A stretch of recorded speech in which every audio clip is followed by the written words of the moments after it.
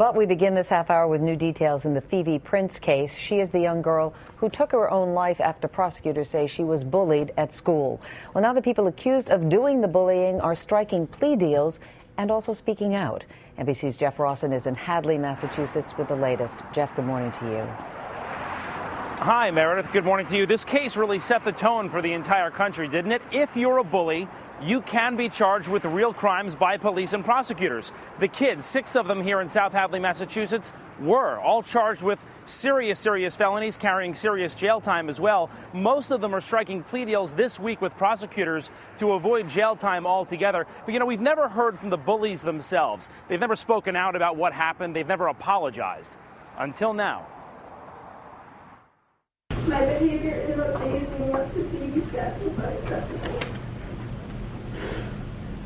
In court Wednesday, one of the so-called mean girls broke down. Kayla Neri now admits she bullied 15-year-old Phoebe Prince at school and online. I am sorry, Phoebe. I am sorry for the unkind things I said to others about you. I am sorry about the unkind posting on my Facebook page. But mostly, I am sorry for January 14th of 2010. In the library and in the hallway when I laughed with someone I was with shoving humiliating things at you. I am truly sorry to Phoebe for my role in this tragedy and to the Prince family, who I know has been suffering since that awful day. But Phoebe Prince would never live to hear that apology. For this young girl, the torment was too much. According to court papers, the bullies called Phoebe a whore, threatening to punch Miss Prince in the face. One day, walking home from school, the bully screamed, "Why don't you just kill yourself?" And she did. Phoebe hanged herself at home. Her mother has been silent ever since, but opened up for the first time Wednesday, facing Phoebe's alleged bullies in court. As I said my final goodbye to Phoebe at the crematorium, I lifted her from her coffin and held her for the very last time. My little girl, once so full of life, was now so cold. I wept and asked her, what am I going to do? Phoebe trusted Sean Mulvihill to take care of her, guide her through the maze of South Hadley High School. I can only imagine the pain she felt at his unrelenting desire to harass and humiliate her. 6 of Phoebe's classmates, the accused bullies, were charged with felonies, including Kayla Neri and Sean Mulvihill. Wednesday, both reached deals with prosecutors. Guilty. Thank you. Misdemeanor criminal harassment. The sentence, 1-year probation and 100 hours of community service, helping at-risk kids. Sources close to the case tell NBC News 3 others will strike the same deal later today. Is Phoebe's family satisfied with this, the kids getting no jail time?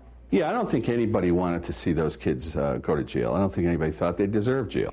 Phoebe's mom signed off on the deals to avoid an excruciating trial, but you can hear the hurt in every word. Phoebe ended her pain brought about by harassment that could easily have been stopped if any of those involved had ever reached inside themselves to find their own compassion.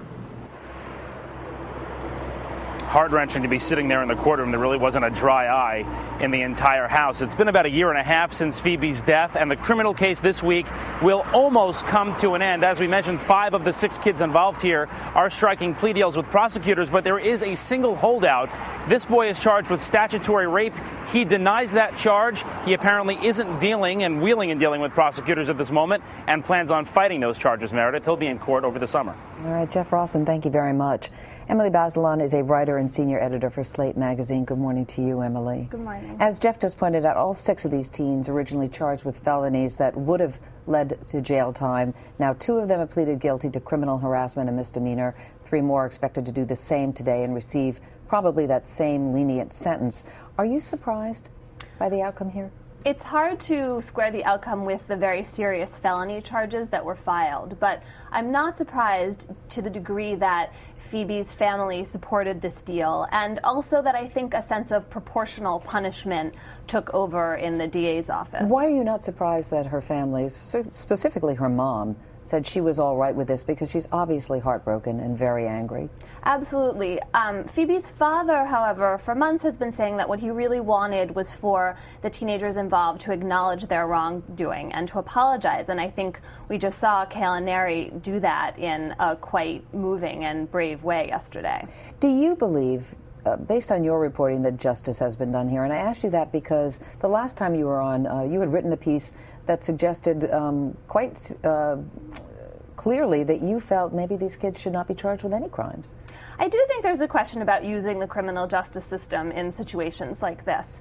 But I also think that listening to the facts recounted yesterday, that misdemeanor harassment and seeing them acknowledge what they had done seemed like it was bringing some relief to Phoebe's family and perhaps to them as well, in the sense that these cases are over. These very serious charges have been hanging over the heads of these kids for a year, and that is a punishment all in itself. And the kind of harassment that they subjected Phoebe to, they have been receiving.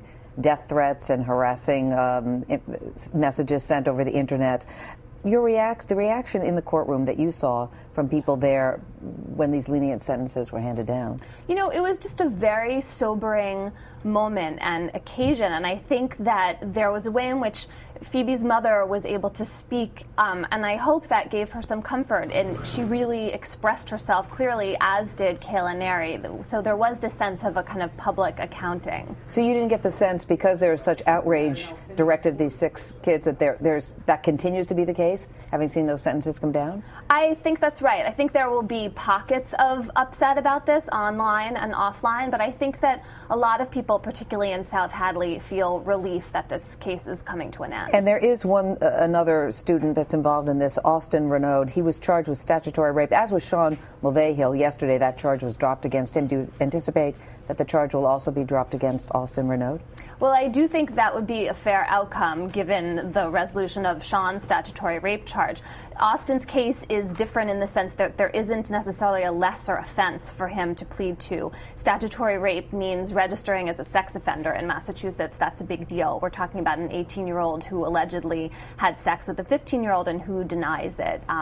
You know, those are the facts at issue. Yeah, and finally, do you think there is a message here that kids will receive loud and clear about bullying, specifically during this period where social media is so prevalent, that it can be criminalized?